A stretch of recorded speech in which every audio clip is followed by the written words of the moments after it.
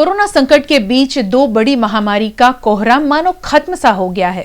क्या सचमुच कोरोना संकट की वजह से देश में बाकी की बीमारियां खत्म हो गई हैं, या फिर स्थानीय प्रशासन या स्वास्थ्य विभाग की नजर उस तक जा नहीं रही है?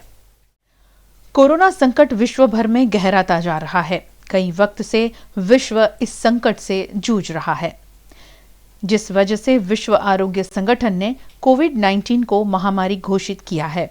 वैसे ही कुछ सालों पहले स्वाइन फ्लू और डेंगू को भी महामारी घोषित किया गया था। 2009 में स्वाइन फ्लू का कहर छाया था। इसकी वजह से भारत में 2009 और 2014 में 2500 लोगों की मृत्यु हो गई थी। पिछले साल भी गुजरात में स्वाइन फ्लू ने 4844 मरीज मिले थे और 151 लोगों की स्वाइन फ्लू से मौत हो गई थी। लेकिन जब से कोरोना वायरस का संकट फैला है, तब से सरकार जैसे स्वाइन फ्लू को भूल ही गई है।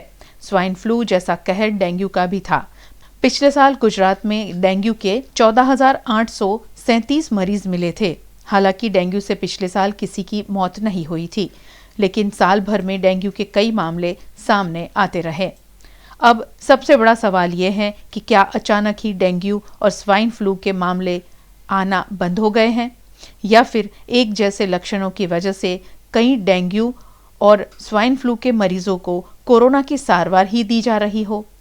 सर्दी, जुकाम या सांस लेने में दिक्कत की समस्या सामने आए ऐसे मरीजों का सिर्फ कोरोना टेस्ट ही किया जाता है, और फिर अगर मरीज पॉजिटिव आए तो उसे कोरोना की गाइडलाइन के मुताबिक सारवार दी जाती है।